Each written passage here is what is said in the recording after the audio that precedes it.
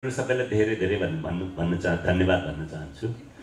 अब दुश्मन चाहिँ कस्तो भइसक्यो भने यसले दुश्मन भन्दा बाहेक अरू चाहिँ लेखेन कि क्या हो भन्ने भइसक्यो। सिक्किम जान्छु, दार्जिलिङ जान्छु, दाङ जान्छु है, जहाँ गए पनि दुश्मन कि दुश्मन आइरहेको छ।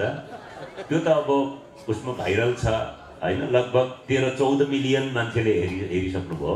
त्यो अब भाइरल छ। यहाँ सुन्नु भयो भने म अर्को कविता सुनाउँछु। एउटा मेरो रिक्वेस्ट, उनी कविता जीवनको रङले लेख्छिन्। म चाहिँ गाउँमा हुर्केको मान्छे हो। मैले देखेको मेरो आमा, मेरी प्रेमिका सबै गाउँले। अनि मैले दक्षिण एसियाली नारीहरूलाई खास गरेर सेन्टरमा राखेर यो कविता लेखेको हुँ। अब यसको आधुनिक भर्जन कस्तो हुन्छ मलाई थाहा छैन, तर यो मेरो कविता हो, मैले लेखेको मेरो अनुभूति। एउटा शब्द भनेर म यो कविता वाचन गर्छु। एकदम स्योर सर। मैले एउटा एक्सप्रेसन दोहोऱ्याउन चाहन्छु कवि सुरजित पातरको। यो मञ्च मलाई राइट मञ्च हो जस्तो लाग्छ। सुरजित पातरले आफ्नो कविता वाचन गर्ने क्रममा एउटा छोटो कविता सुनाउनु भएको थियो। उहाँले के भन्नुहुन्थ्यो भने वर्ड्स आर लाइट, शब्दहरू एकदमै हलुका हुन्छन्। शब्दहरू एकदमै हलुका हुन्छन्।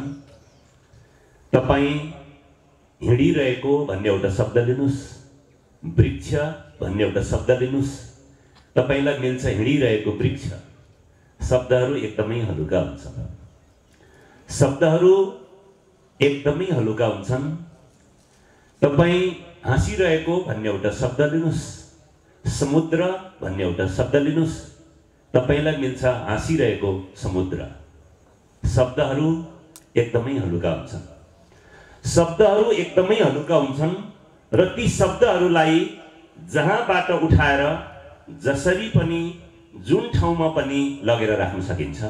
लेखकको धर्म चाहिँ यो हो, कविको धर्म चाहिँ यो हो कि शब्दहरूलाई त्यहाँबाट उठाएर त्यहाँ त्यसरी लगेर राखिदिनु कि शताब्दीौँसम्म ती शब्दहरूलाई कसैले चलाउन नसकुन्। यो चाहिँ कवि सुरजित पातरको विख्यात कवि हुनुहुन्छ। उहाँले कविता वाचन गर्नुभएको थियो। मैले नेपालीमा मेरो अनुवाद गरेको कता कता खुस्क्यो होला। यो चाहिँ दक्षिण एसियाली नारीलाई केन्द्रमा राखेर लेखेको कविता हो। पुरुषहरूले पनि ओनरसिप लिन सक्नुहुन्छ। खास गरेर आफ्नो प्रेमिकालाई माया र विश्वास गर्ने, श्रीमतीलाई माया र विश्वास गर्ने, आमालाई एकदमै मान्ने सबै पुरुषहरूको लागि पनि हो। उनी कविता जीवनको रङले लेख्छिन्। उनी अक्षर जान्दिनन् तर सुन्दर कविताहरू लेख्छिन्। उनी अक्षर जान्दिनन् तर सुन्दर कविताहरू लेख्छिन्। सबेरै अँध्यारालाई घरबाट खेदिसक्छिन्। घामले मझेरी र आँगन पोतिसक्छिन्। अँगेनामा न्यानो पोखिसक्छिन्। बिहानै घरभरि बिहान छिरिसक्छ। पूजा कोठामा बलेको धूप आशीर्वादको महक बोकेर चोटा कोठा पुगिसक्छ। म बिउजदा उनी घरभरि जीवन लेखिसक्छिन्। साना छोरीहरूको गालाको गुलाफ उनीले लेखेकी हुन्। साना छोरीहरूको गालाको गुलाफ उनीले लेखेकी हुन्।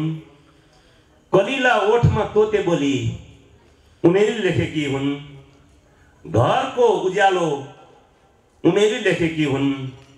यी भरि भराउ नाङ्ला डाला भकारी र गोठ उनीले लेखेका बिम्बहरू हुन्। करेसा बारीको हरियो गीत उनीको हो। गैरी खेतमा धानका बाला बजाएर हावाले टिपी उड्ने सङ्गीत उनीको हो। एउटा मधुर लय हरदम उनीसितै हिँड्छ। उनीसँगै बिउजेर सरगम घर आँगन फैलन्छ। उनी झरेका टाँकहरू, फाटेका लुगाहरू प्रेमको धागाले सिउँछिन्। फुर्सद रह्यो कि आँखामा फुल झैँ सुहाउने सपनाहरू बुन्छिन्। मन जस्तै उडिरहेका परेवालाई चारो छरेर आँगनमा ओह्राल्छिन्। उनी नै हुन् जो रहरहरूलाई आशीर्वाद खुवाएर पाल्छिन्।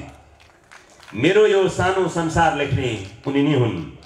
जीवनको रङले कविता लेख्ने उनी नै हुन्। मेरो यो ओज, मेरो अनुहारको आभा लेख्ने पनि उनी नै हुन्। र नबिर्सी हर दिन एक पंक्ति, म जिउँदो रहेको कुरा गुराँसले सिउँदामा लेख्ने पनि उनी नै हुन्। धन्यवाद। धेरै धेरै धन्यवाद। हामी यो सेसनको एकदमै अन्तिम क्षणमा आइसकेका छौँ। हामी 40 मिनेटमा छौँ र अब 5 मिनेटमा हाम्रो यो सेसन 5 मिनेट पनि पुरापुरी नहुँदै हामी यो सेसन सक्नेछौँ। सेसनलाई हामी लम्ब्याउँदैनौँ। र आदरणीय दर्शक महानुभावहरू, यहाँ प्रस्तुत कविताहरूले तपाईँहरूको मनमा कस्तो छाप छोड्यो, म तपाईँहरूलाई यो सोध्न चाहन्थेँ र तपाईँहरूबाट प्रतिक्रिया पनि लिन चाहन्थेँ। तर समयको सीमितताको कारण यो सम्भव भएन र म कविहरूबाट अरू कविता पनि यहाँहरूलाई सुनाउन चाहन्थेँ। त्यो पनि हाम्रो 45 मिनेटको समयको कारण हामी फेरिको भेटहरूमा यस्तो अवसर जुरे कविहरूका कविता हामी सुन्नेछौँ र यहाँलाई सुनाउनेछौँ। तर कविहरूसँग सामाजिक सञ्जालमा कहीँ जोडिएर यहाँहरूले कविहरूलाई आफ्नो प्रतिक्रिया दिन सक्नुहुन्छ र म त्यसको लागि यहाँहरूलाई हार्दिक अनुरोध गर्दछु। हामीले आज सुनेको कविताहरू केवल शब्दहरू मात्र थिएन, एक अनुभूतिपूर्ण यात्रा थियो। भावना, अनुभूति र चिन्तन बीचको सुन्दर संवाद थियो।